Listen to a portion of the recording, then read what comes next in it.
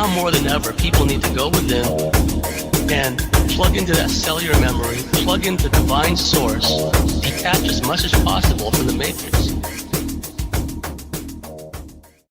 Hello again, everybody. This is James Bartley, and you're listening to the Cosmic Switchboard Show. Today, my very special guest is Jerry Marzinsky, a licensed mental health practitioner specializing in psychiatric care. He is a licensed pilot and scuba diver. He is also an avid explorer of nature and things that go bump in the night. Jerry has a rather extensive resume, and we will have all of his resume information, his credentials listed on the Cosmic Switchboard website, as well as on our dedicated YouTube channel. And we will also have Jerry's dedicated YouTube channel and his Facebook page also listed on YouTube and our website. So we've got a lot of information to go through. Jerry Marzinsky is going to share 35 years of his experience in the psychiatric field and what he's learned about what people call schizophrenia. And those of us in our field, we know that the voices people hear, the hallucinatory sounds and what have you, they're more than just voices. They're more than just sounds. They're more than just things that are made up in the minds of these patients. That something much deeper is going on. So Jerry is going to share 35 years of experience in the field, in the trenches, because this is spiritual warfare made manifest in the physical plane. So without any further ado, Jerry Marzinsky, welcome to the Cosmic Switchboard Show. Well, thank you very much for having me. I think I have some very important information to give listeners that I'm glad you've given me the opportunity to do this, because they're not going to find this anywhere else. Yeah, please let our listeners know your background and how you got into this field and what led you down this path. How did you come to this grim realization that these voices that the psychiatric patients are hearing are not just voices, that there's something very deeper and something somewhat sinister going on? Well, okay, let me start at the beginning. I think what kicked this off was I was raised with an inherent distrust of authority from the get-go. And so, the higher I got up in the educational system, the less tolerant they were of questions. Then Vietnam came along and Nixon, and that increased my distrust of authority even more. When I went to Temple University, I hit abnormal psychology. I was just absolutely fascinated with it. One thing I saw was that they gave a lot of descriptions of different mental illnesses, but they had no solutions other than drugs. They said schizophrenics were hallucinating. They didn't go into any details about what those hallucinations were. They said they were out of touch with reality. What I hated about undergraduate psych was you did not have access to a clinical population. And for somebody who doesn't trust authority, that didn't go over very well. I had to trust everything they said. There was, unlike engineers and other people who can go into a lab and see and experience what they're talking about, I couldn't do that. So with trust, I looked at a lot of the authors and went to the references. And then you go to the references, and this guy references this guy, who references this guy, who references this guy. And it reminded me when I was scuba diving of this little community of fish. They stuck their heads out of these little holes in the bottom of the ocean. They had a little pile of rocks around them, and when one left, another one would jump out and steal one of his rocks and go back. It seemed like that's what they were doing there. They would take somebody else's information. There was very little first-hand stuff. And you trace it back, and a lot of them didn't have a lot of first-hand clinical experience. It was all academic stuff. So, there wasn't any hard science. Then one day we were assigned a reading assignment, and it was a psychologist who wrote this, and it stuck in my mind because it said 2 delusional patients with the same delusion who meet each other, one of them would have to give up their delusion and take on another one. And I'm like, what kind of sense does that make? You got 2 crazy people there. Why is one going to give up his delusion because this other guy has the same delusion? It stuck in my mind. I put it in my back memory. After graduate school, around 1975, I was hired onto Central State Hospital in Milledgeville, Georgia. It was the biggest psychiatric hospital in the world.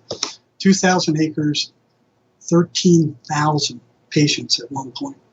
It was built right after the Civil War, and it served as a mental hospital, a prison, old folks home, asylum. I mean, it was huge. It was massive. Every form of mental illness there was possible. So back to the why did one give up, his delusion.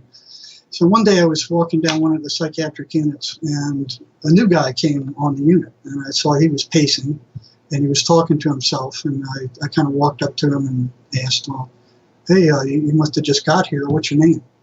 And he looks at me and he goes, I'm Jesus Christ. And I go, oh, okay. And I thought back to what I was told in undergraduate school about if two people had the same delusion, one of them would have to give way. So I looked him in the eye and I said, no, I'm Jesus Christ. And I waited for his response. Okay, let's see what happens here. And he looks at me and he's puzzled and he goes, okay, we can both be Jesus Christ. And then he walks away. Okay, if they lied to me about that, what else are they lying to me about? So, I mean, my suspicion went up even higher. So when I got to Central State, I mean, it was built in 1842, and it was called the Georgia Lunatic Asylum. One of the first things I noticed that was strange was the high assault rate on psychiatrists by psychotic patients. And I'm kind of like, what's going on with that? And why are these guys getting beat up more than any other staff? So, it seemed like there was some kind of bad blood between them and the psychotic patients. So I kind of looked into it. I mean, they had something called the Central Kitchen there where all the staff would get together and you'd hear tales of what happened on the different units. And there was always some psychiatrist that was getting beat up. So I looked into it, and the research showed that for custodial staff, these are staff that are around psychiatric patients 24 hours a day, all the time, and many more of them than there are psychiatrists. Their rate of being assaulted was 68.2 per 1,000 psych patients. No, that was a psychiatrist rate. They were assaulted at a rate of 68.2 per 1,000 patients. The custodial staff were assaulted at 69 times per 1,000 patients. The difference is the psychiatrist might see 20 patients a day for 15 minutes. And the psych staff, the custodial staff, are running 24 hours a day, constantly, hundreds of them. So that was true. Why are they being assaulted? It's like something was wrong there. I didn't know what it was. And then one day I got a call from another counselor in another unit, and he goes, hey, you got to come over here and see this. Now, he had a psychiatrist over there we called Dr. Freud. I mean, the state hospital didn't have the highest, the best psychiatrist around.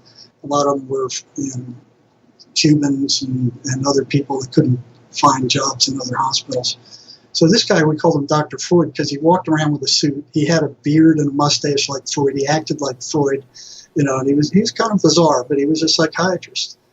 And then Ed calls me up and he goes, hey, man, you got to see this. Get over here. So what happened, I went over there and we went into the psychiatrist's office, and right in the middle of his desk was a pile of feces that was shaped into a pipe. This guy smoked a pipe.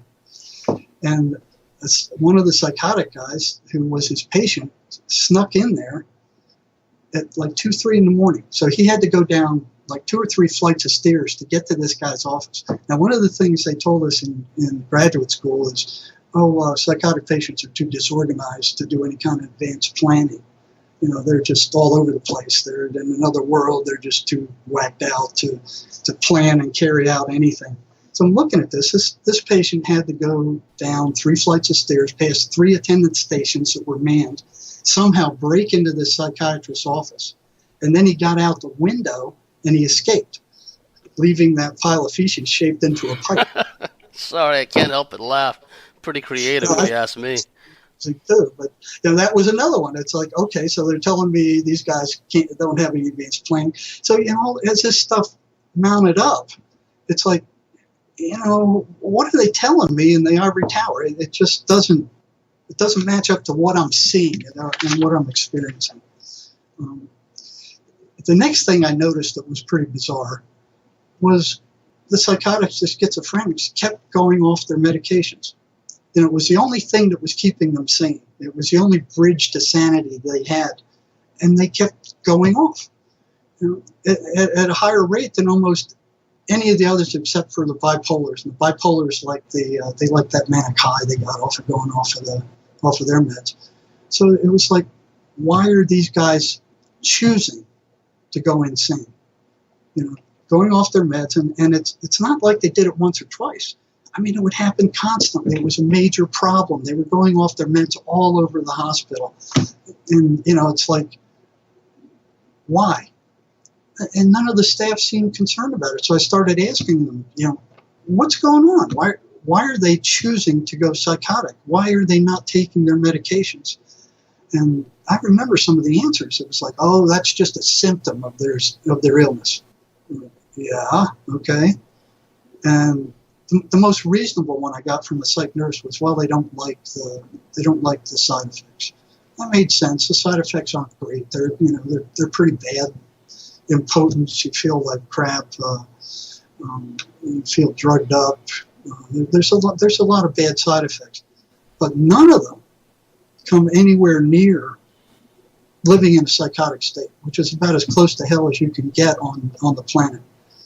So it made no sense why they were doing this. And in a psychotic state, there's nightmares, and voices are telling you to kill yourself. They're telling you you're ugly, you're stupid, everybody's against you, kill yourself. I mean, it's horrible. It's just horrible. They're paranoid. I mean, there's nothing worse other than war that I could think of. Psychosis is awful. So I ran into a dead end with staff. And I didn't get any reasonable answers about why that was happening other than side effects. So I began asking patients, and they said the same thing. We hate the side effects. And so I'm going, well, that doesn't make any sense. So I got a listing of all the psychiatric symptoms of schizophrenia. And then I sat down every single patient that went off their meds, and I said, okay, write down all the side effects you experienced. And there were a handful. They weren't good. They weren't terrible, but they weren't good. They were, And then I gave them that list of psychiatric symptoms from schizophrenia. I said, well, which one of these have you experienced? And they'd circle a whole bunch of them, and they were awful. And then I gave them the two lists, and I said, which is worse? 100%. They said, well, the psych symptoms are worse. The psychotic symptoms are worse. I go, well, then why do you keep going off your medications? You know what they said? I don't know. One after another, scores of them didn't know. They just didn't know. So I kept asking. I kept, over and over, I kept asking, and the asking went on for maybe a year, 2 years. I felt like a crazy guy asking the same question over and over again and expecting a different response, until one day I got a different response. There was a girl who went off her meds. She was about to get kicked out of the psych rehab center we worked for. Her mother was there, and both of us were imploring her, why? You were doing great in your classes. She was going to cosmetology classes. We were going, why did you go off your meds again? And she said, the voices told me to. And I'm like, what? They told me to. And so the voices told you to go off your meds. Yeah. Okay. So I logged that in, and then as other psychiatric patients came up, I would ask them when they went off their meds, did the voices have anything to do with you going off your meds? Some of them said straight up, yeah, they did. They told me I was being poisoned by the psychiatrist. And I'd heard that a million times, hey, they're poisoning me. The psychiatrists are poisoning me. These medicines are poison. And then I went, yeah, that ties into why they're getting beat up so much. So there were two things going on there. Even though there wasn't a 100% response with the patient saying, yeah, the voices are directly telling me to not take the meds, there was always that thought that they were being poisoned, that the meds were bad, and their attention was drawn away from the psychotic symptoms and what it was like to be psychotic, the horror of that, and focused all on the side effects of the medications until they were convinced that they had to go off the medications. And one after another, they did that, they did that, they did that, they did that. So, I mean, here's 100% of them agreeing, the psychotic symptoms are worse. So it's like, what's going on here? I mean, it didn't make any sense. Their memory was being erased of what the psychotic symptoms were like. So at that point, I figured, well, I need to know more about these voices. So I started asking them questions. What are they? What are they telling you? What are they doing? And the first thing I ran into was massive resistance. They didn't want to talk about those voices. That took probably 2 years to figure out what was going on. The bottom line was there is no positive benefit to them talking about the voices. None. They get drugged up by psychiatrists. They get accused of being possessed. Their friends think they're weird. Their family thinks they're weird. The voices are telling them horrible things about themselves. There is no positive outcome to them talking about the voices, and they learned this the hard way. So then it became a matter of trying to get them to trust me, a psych, one of the people that were responsible for drugging them out of their minds, or having them sent to the psychiatrist. So bit by bit, they started telling me about them. But what I noticed, that if they sensed in any way that I believed that the voices were strictly hallucinations, they would shut up. I wouldn't get anything out of them. Nothing. They would just shut up. Now, if they saw that I was giving them either the benefit of the doubt and earnestly asking questions, they would give me a little bit of information, but they'd get anxious about it. And I was like, well, why are they getting anxious about telling me about the voices? But it was a pretty consistent phenomenon. So I get bits and pieces. One of the things I learned was that the voices are consistently negative. Always negative. They're always saying bad things. So they're always putting the person down. They're telling them to do stuff to get them in trouble. Don't take your meds. Don't go to class. It was all consistently negative. There wasn't anything positive in it. So here's psychiatry saying, well, these are hallucinations. Well, hallucinations are random. They're as random as the person. They're good, they're bad, they're neutral, they're all over the place. These things are consistently negative. They run in consistent negative patterns. And you try to talk to psychiatry about that, get out of my face. I don't know. So, some of the patients got upset when I was asking them about the voices, and that hit psychiatry one day. And I don't know how many times I was told by psychiatrists, don't ask them about their hallucinations. What it does is it reinforces them and makes them worse, and it makes the patient worse. All you're doing is causing more damage. But at that point, I was going, well, something's fishy here, and they threatened me a couple of times. You keep doing this, you're upsetting my patients. Stop it. They ordered me to stop it. Just to clarify, Jerry, those are psychiatrists telling you that. What was your position relative to the psychiatrist, and what was your position within that particular system? What I was a what they call a psychiatric counselor, and working for the Yarborough Rehabilitation Center, which was a psychiatric rehabilitation center. Right. So our job was to get these people stabilized, find them a job, keep them on their meds, and then get them out to the community working with their families. Problem is, they wouldn't stay on their meds. So in order to get that goal accomplished, I had to find out why they weren't staying on their meds. And it wasn't just there. It was all over the hospital. And it was just accepted. Oh, that's just what they do. They're crazy. That's what they do. So, I was a master's level counselor at that time. I graduated from Temple University, and then got my master's degree at the University of Georgia, and then was hired at Central State Hospital at the Psychiatric Rehab Center. So, I had to be real careful with psychiatry because, I didn't know why the patients were getting upset when I asked them about the voices. But it was a consistent phenomenon, so that was something in the back of my mind. Well, what's going on with this? So, I finally realized, like I said, there was no positive outcome to them talking about them. If they say, hey, the voices are telling me to kill myself, see, that's another thing with psychiatry. They say, oh yeah, these are hallucinations. They're just meaningless hallucinations. But if they found out that the voices were telling the patient that they were to kill themselves, they jumped like somebody poked them with a hot poker. They jammed, put them on suicide watch, filled them full of drugs. All of a sudden they became very real. I'm like, oh, okay. On one hand, they're hallucination. On the other hand, these guys are treating them like they're, deadly, and they are deadly. And so here's a schizophrenic thing I'm watching going on with psychiatry. So slowly, bit by bit, I got little pieces of information about the voices.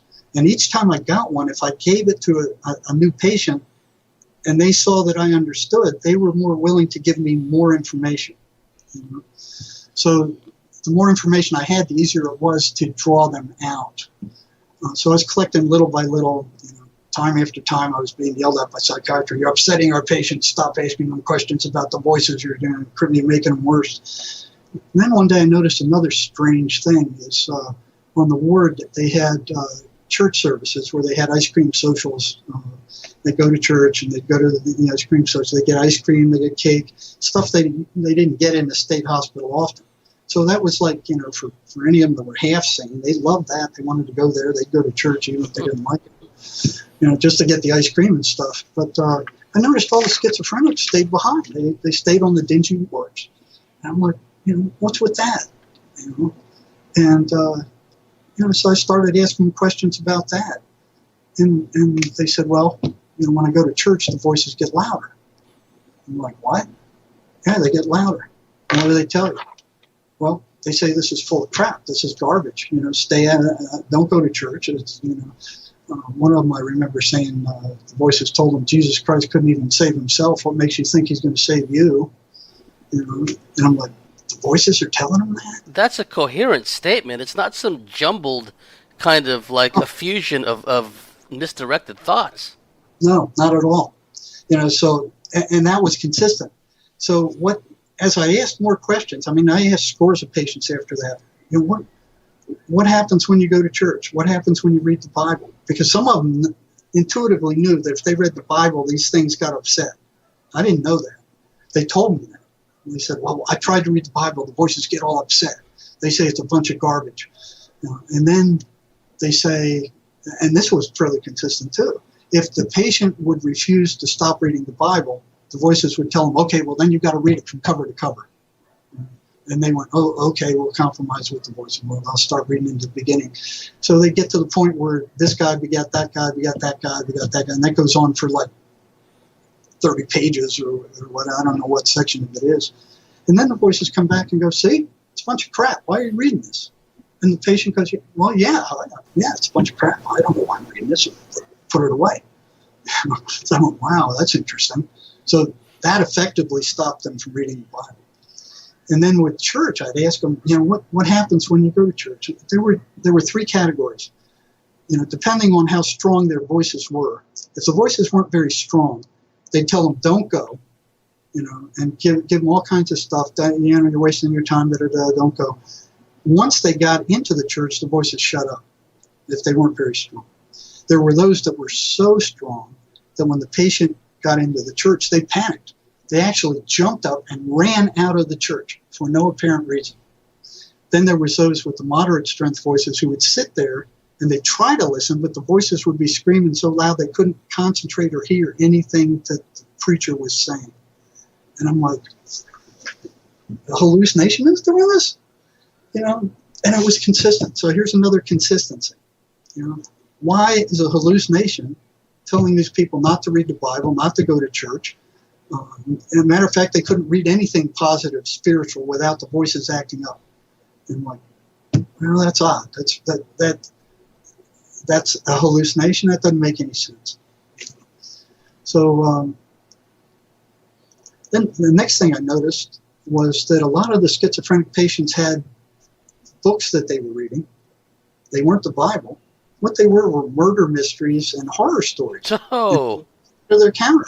And I'm like, and a lot of them had it. But, I'm like, as I walked through the rooms, I'm like, what are you reading that for? it's horrible stuff. It was consistent. And they were able to sit down and they were able to repeat, big sections of what those horror stories were. And I found that odd. So, they try to read the Bible. They can't remember anything of what they read, but yet they read horror stories and they can remember pages. And so I started experimenting with that. And I got a paragraph from a positive spiritual book, and I got a paragraph from one of their horror stories. And I said, okay, read this one and write down everything you remember. Okay, now read this section of the Bible or some other spiritual thing and write down everything. They remembered everything about the horror story. They didn't remember anything about the spiritual stuff. I'm like, okay, what's with that? That's odd. So it was consistent also. By the time I left Central State, I was I'd been warned several times not to be asking patients about their voices. And Central State was Proposition 13 hit, and they were closing down the hospital. It's the biggest psychiatric hospital in the world. They're closing it down. So I applied to a PhD program and got accepted into one of the best in the country, and left Central State for 2 years in a PhD program. And I was so disillusioned I couldn't tell you. One of the first things I saw was the head of the department got us all together and was teaching us how to lie with statistics. And I'm looking at what he was doing was describing the last 5% of a population as if it were a separate population that didn't belong to the entire normal curve.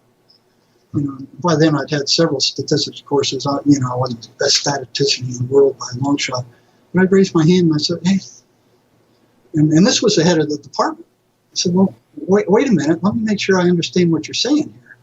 And I said, you're describing this 5% segment as if it's a separate population, not belonging to the entire population. And he goes, that's exactly right. And said, well, how can you do that? And I'll never forget his answer. He said, well, if the people reading my article aren't smart enough to understand statistics enough to catch this, that's their problem. And I was like, my hands went boom, and I'm like staring at him in shock. And I look around at all the other students in the room, and they're like, oh, okay, so that's how the game's played. And there was one guy, Tom, I looked at him, and he just kind of looked at me and like shook his head and then looked straight ahead before we got caught, So it was like, what is going on here? So that was the first thing that blew my mind. And there was another one where I was working as a teaching assistant with master's level students and running groups with them. And it was a winter night. It was in Iowa, and it was just freezing cold. And there was a snowstorm, so I went to work anyway, and running the group. It was going pretty well. And then the professor who hired me comes in and he goes, I want to sit in one of your groups. Okay, going good. Come on in. And a student asked me a question that I didn't know the answer to. So I was honest. I said, I don't know. I don't know what to tell you. I don't know. So after group, he shuffled everybody out. And he goes, I want to see you. Come in my office. Come on, I want to see you. And I sat down and he goes, don't you ever tell a student you don't know something. Don't you ever do that again. And I'm like, what? Well, wait a minute. I didn't know the answer to his question. Don't you ever tell them that. And I'm like, well, what am I supposed to do? Well, tell them you'll find out and then come back with something. Wow, what's going on here? And then another thing with publishing. I mean, there was one thing where, they wanted us to do a research article and publish anything. It didn't matter what it was. So, I mean, it was thing after thing after thing like this. And slowly I felt like I was being brainwashed. It was like, wait a minute, they're telling me how to think. They're telling me how to act. I mean, it was like, I got to the point where I got so depressed, I said, I can't take this anymore. So I left there after 2 years with close to an A average. And it felt like, some kind of mental boot camp where they put you in this pressure cooker and they were turning up the heat to make you think the way they wanted you to think. And heaven forbid if you asked any questions or challenged them, which is something I always did, and I was always in trouble for it. So finally I went, I can't do this anymore. So I left there and moved to Tucson, where I worked for La Frontera Mental Health Center for 2 years. I taught abnormal psychology in the community college, and then a position opened up in the psychology prison of the state, or the psychology department of the state prison. So I interviewed for that. I knew some people out there, and I was hired into the psych department at the prison. And the prison at that point was starting to turn into the state hospital. So here they are closing state hospitals all across the nation. So those guys had, they couldn't work. They weren't taking their meds. They were out there committing crimes. That's the only thing they could do to stay alive. They were getting thrown in prison. So here you have psychotic guys being brutalized in prison. And when their term's up, then they release them still psychotic, but in a much more agitated state. I'm watching this go on. It's like, oh, Jesus. So, but one thing about prison was that, they weren't as sensitive as, the state hospital. The prisoners were always complaining about something. The staff thought all prisoners were liars. You couldn't trust them with anything, and they just became used to prisoners griping and moaning and complaining and lying about stuff. So when I started asking prisoners about their voices, even though they got a little bit upset, that was kind of like, a little blip in the background noise. It wasn't like working for the mental health center or the state hospital where, if they noticed the patient got upset, everybody in there was upset. So I could get away with asking questions. But the difficult part was gaining their trust. So they didn't trust staff, and especially they didn't trust psych. And what I would choose would be patients who were willing to talk to me about their voices. So the ones who were willing to tell me what their voices were saying were the ones that I spent the most time with. I had there's other duties I had to carry out, but I had pretty much freedom to work with who I wanted. And I ran into this one patient early. We call him Inmate Garland. He was a stockbroker in New York, and he was rich. He had a mansion. He had lots of money. He was married, but he kept using cocaine, massive amounts of cocaine, until he started hearing voices. He lost his job. His marriage was on the rocks, and the voices hated his wife.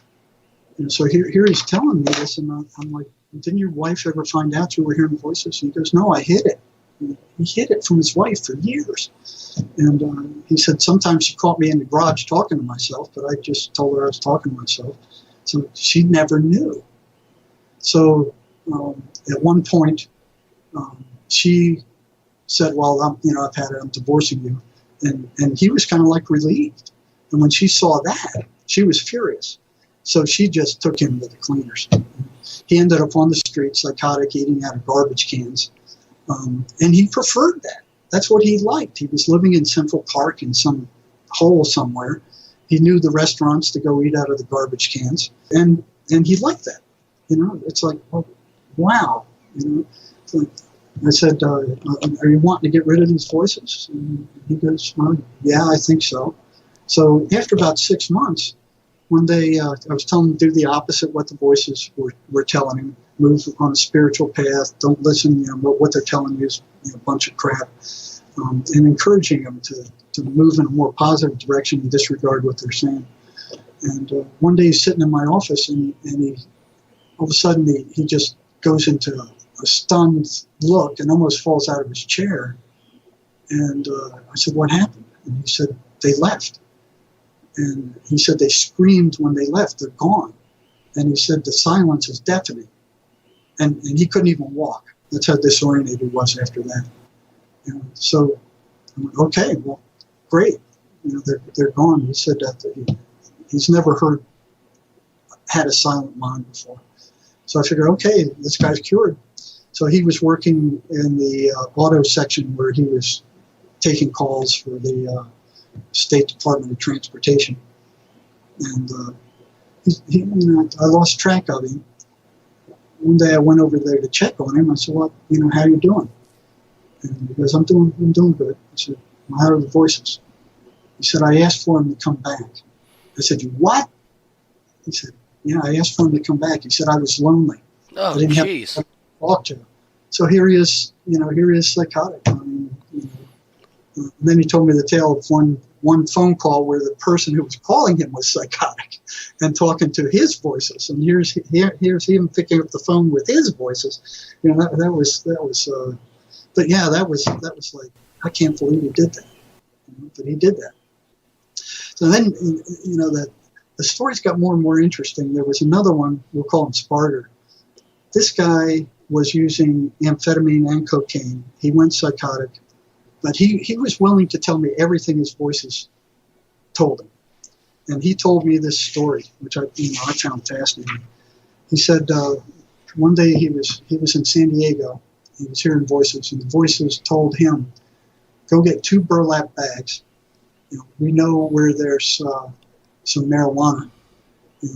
Take your $250 that he had," and he said, "We'll tell you where it is. It's up in Oregon."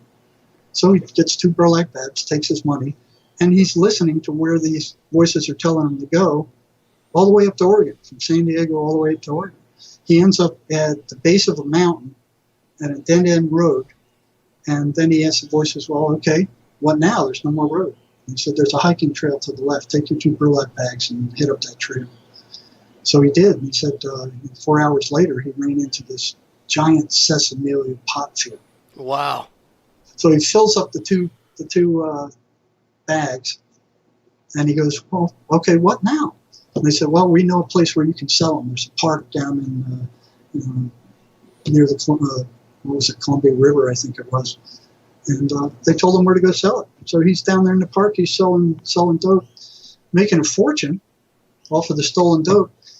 And so, "Well, what'd you do with all the money?" He said, "Well, I bought all the prostitutes I could handle. I bought all the liquor I could handle. Bought all the drugs I can handle." And he said the voices were fishermen. They wanted to go fishing. I'm like, "They wanted to what?" He said, "Yeah, they wanted to go fishing. So I got a fishing pole, and me and the voices went fishing." He said they told me where to throw the hook, where to move, when to go. He said he was the only one on the river that day catching anything. And I'm like, holy mackerel, Andy. So he did that for a month or two. And then he said one day he was he ran out of money. He was about to go back up there to get more marijuana to sell. And the voices said, "No, don't go up there. They're waiting for you. If you go up there, they'll kill you. They're waiting for you." And he said, "Take your money, take what dope you have left, and go back to San Diego." So he did. He had more money when he left than when he went up there. So I'm like, "Oh, that's an interesting story." When he told me that, he was no longer psychotic. So I worked with him for months. He got rid of his voices, and he told me that story. And I'm looking at him like, "You pulling my leg?" Another thing he told me once, where the voices told him that to watch out for a certain guy on the yard, a certain inmate. So this other inmate came by, and they said, "Hey, watch out for this guy. He's going to assault you." So, this guy took a look at him, and then remembered that he was in the bathroom one day, and he just took a shower, and he was combing his hair back. His hair was soaking wet, so he was flipping it back. And this guy that the voices told him about walked through the door right in back of him, just as he flipped that water, and hit the guy in the face with it. And the guy attacked him. So these things know ahead of time, or were they in control of this other guy? What was going on here? But it happened. It bespeaks like a knowledge of geography, a knowledge of the behaviors or potential behaviors of other people. They warned the guy about going back to steal more pot because they'd be waiting for him. So, and it opens up a whole can of worms, because it begs the question, well, what about all these spirit guides, and what about these New Agers, and they're getting all this insight about doing this, that, or the other from their guides? It's like, ultimately, where is the source of some of this? Where is it coming from? That's the $64,000 question. So where do thoughts come from? And I asked that to the head of the PhD department one day. He brought us into another lecture, and after he got done talking, he said, "Does anybody have any questions?" And I raised my hand, and I looked at him. I said, "Where do thoughts come from?" That's the thing I wanted to get out of that program. And he looked at me like I fell out of a spaceship. It was like I asked him, "Where does a candle go when you blow it out?" And he's up there, and asking a professor a question that stuns him and he can't answer. I was on his shit list immediately.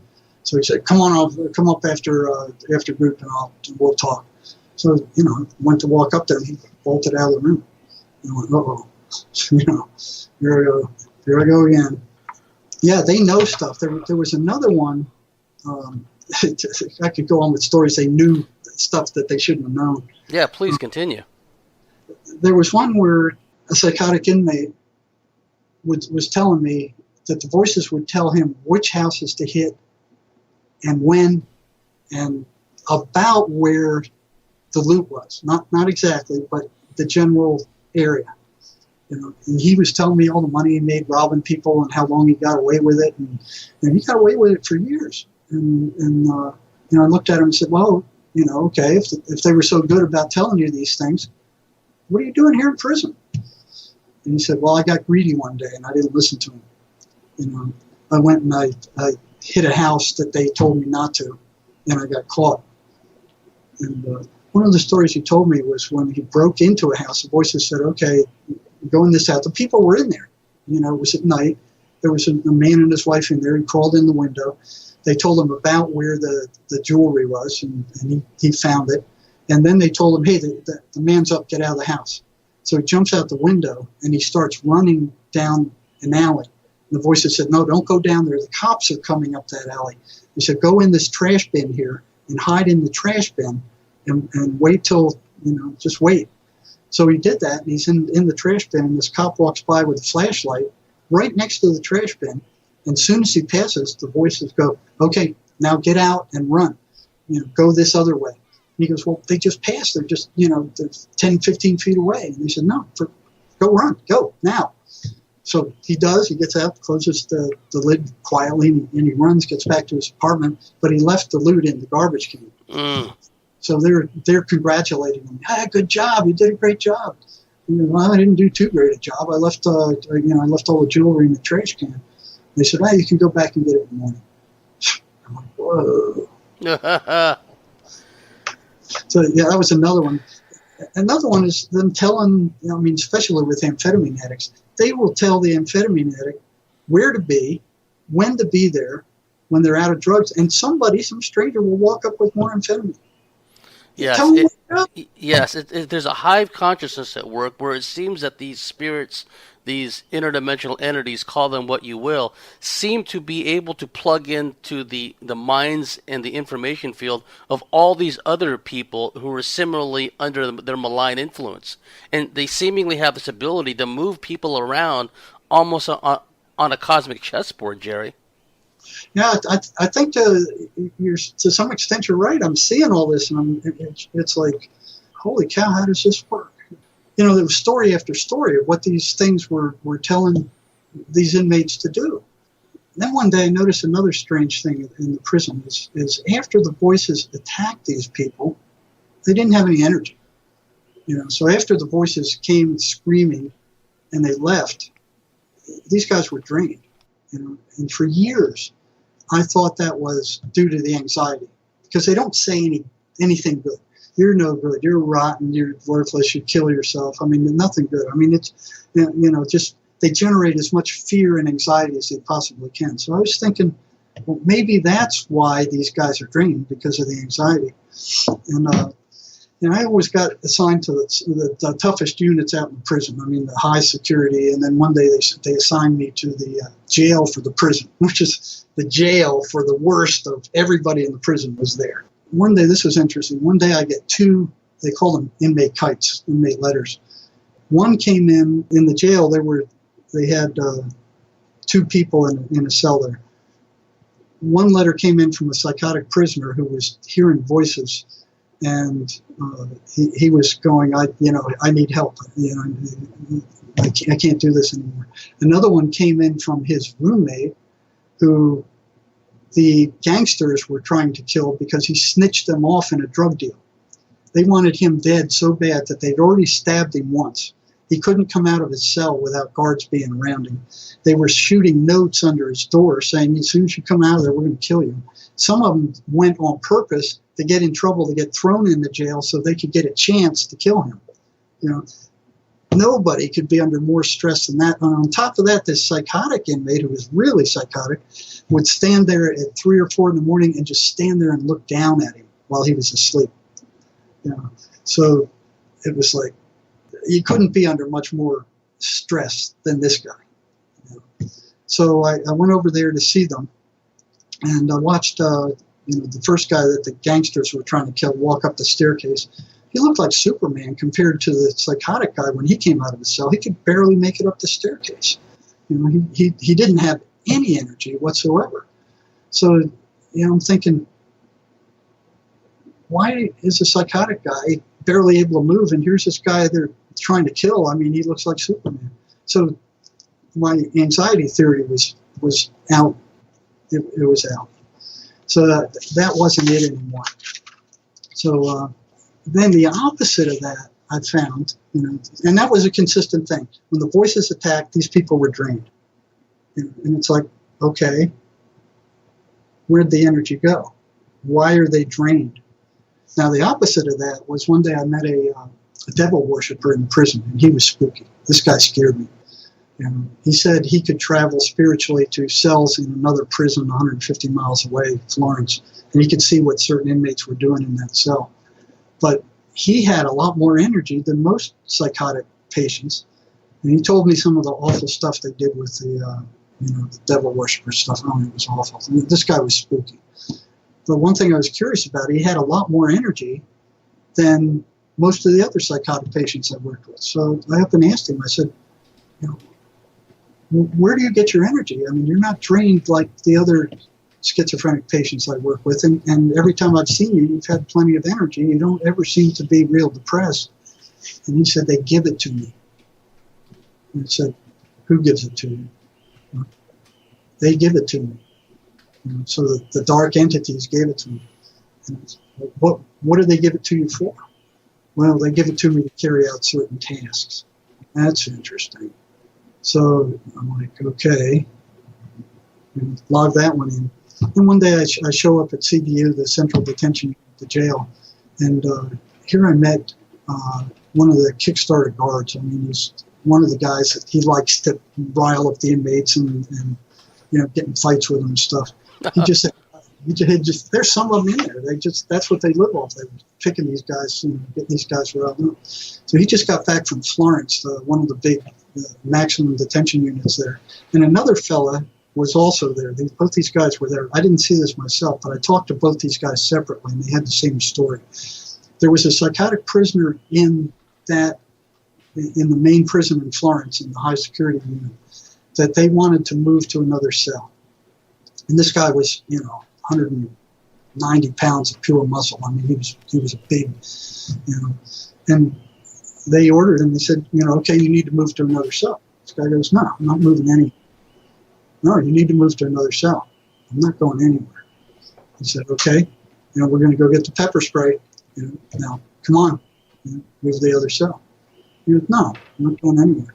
So they get these quart cans of pepper spray. I mean, that's nasty stuff. It's really nasty stuff. And they go up to the cell, like, okay, your last chance.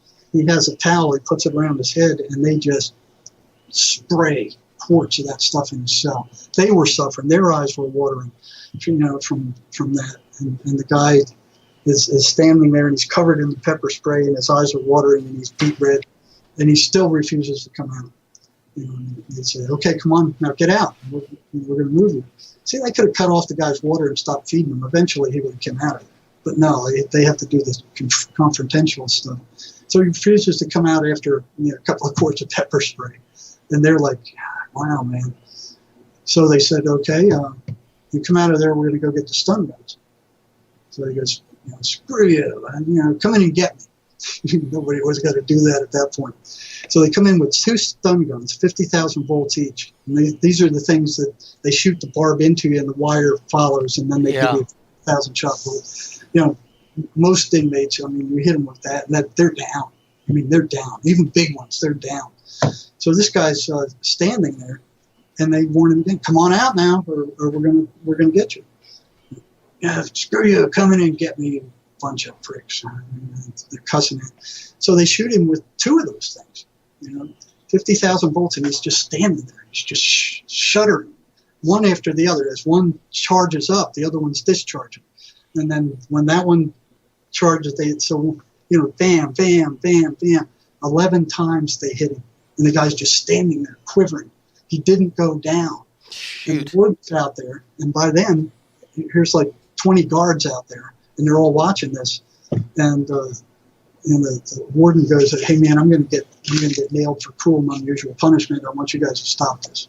So they stop. They pull out the electrodes. So they go, "Okay, you come on the hell out of there, or we're gonna get the dog." Now the inmates hate the dog. They're terrified of the dog because those dogs are trained attack dogs, and they grab onto you and they just fight down to the bone. And this guy wasn't fazed by either of those two things, so he goes, "Screw your dog." So they got the dog handler, the dog, and then they open the cell wide enough for the dog to go in. And the dog leaps on this guy who's sitting on his bed, and he throws up his arm in front of him like this, and the dog clamps onto his arm, bites down to the bone, and blood is gushing out of his arm. The dog starts pulling him out, and he pulls the dog back while the dog's clamped to his arm, and he looks the dog in the eye and he goes, "Sit." And the dog sits. But it doesn't let go of his arm. It's still on his arm. And the teeth are already still down to the bone, but it sits. So the dog handler is like, "What the hell is going on in there?" So the dog handler and a bunch of guards grab the leash, and they pull the inmate out of the cell attached to the dog. So they pull the dog out, and the dog's got the inmate. They bring him out and they beat the shit out of him, and then they move him. So these guys are supernaturally strong when they get, upset. So the guards learned you don't mess with psychotic prisoners. I mean, I've seen one little, couldn't have been more than 100 pounds, throw 3 big guards around the inside of a cell like they were popcorn. And so where are they getting this energy? I mean, that was supernatural what that guy did. I mean, it's like, holy cow. Yeah, so, it's amazing that this dynamic is at work. And there's a Kafkaesque element to what you described, Jerry, because in the psychiatric, training schools, they have this priesthood where you're not supposed to question all this stuff, thoughts, where do they come from, taboo, right? And then they're trying to apply that logic, if you want to call it that, to dealing with these patients. It's very much like cramming a square peg into a round hole. And then you tell me they're shutting down all these psych hospitals all over the place. Inevitably, a lot of those psych patients wind up in the prison population, and they eventually get released into society. The prisons are a finishing school for criminal behavior. I mean, it's just like a Kafkaesque way of turning loose hordes of these untreated and, quite frankly, entity-infested people into society where they just run amok. Exactly. It's a graduate school for criminal psychotics. I've seen them release inmates from that prison who were psychotic and I knew would kill somebody within 6 months. I mean, I just knew it. But their time was up, right? They served their time, so they go. And what was so insane about it is that if an inmate escapes from the prison, all right, and it doesn't have to be a psychotic inmate, just any inmate, and somebody who's assaulted or murdered somebody or something, and that hits the news, it's on the news. I mean, everybody's scared. They lock their doors and oh yeah, there's an inmate creeping around here. The dangerous prisoner. He's loose in the town. He's loose and they can't find him. They're releasing hundreds of these people every day that are in shape. Then those guys, but they don't say anything about it. They're letting them loose, and they're turning them loose with I think it was $50 the first time, and the second time, if they go to the prison second time, they release them with nothing. No place to go, no money, just out on the streets. What are they going to do? They're going to resort to crime in order to survive. So the recidivism rate is 75% over 3 years in this state. What does that mean, recidivism? That means that an inmate who is released from prison, within 3 years, 75% of them will commit another crime and be thrown back into prison. So what kind of sanity is that? That's nuts. It's totally nuts. Well, we've reached the end of a fascinating first half with Jerry Marzinsky, and we're just getting started. Jerry, can you tell our listeners how they can get a hold of you, and if they wanted to share any of their stories with you? Well, I have I have a Facebook page. I have the YouTube channel. I've got email, but I'm hesitant to give that out. Yeah, I understand. So what we'll do is we'll put Jerry's Facebook information as well as his YouTube channel up on our dedicated website as well as our dedicated YouTube channel. We're just getting started, folks. You've been listening to the Cosmic Switchboard Show with our very special guest, Jerry Marzinsky. If you like what we do, if you believe in what we do, please go to thecosmicswitchboard.com, sign up, and become a member, and we'll see you at the top of the next hour.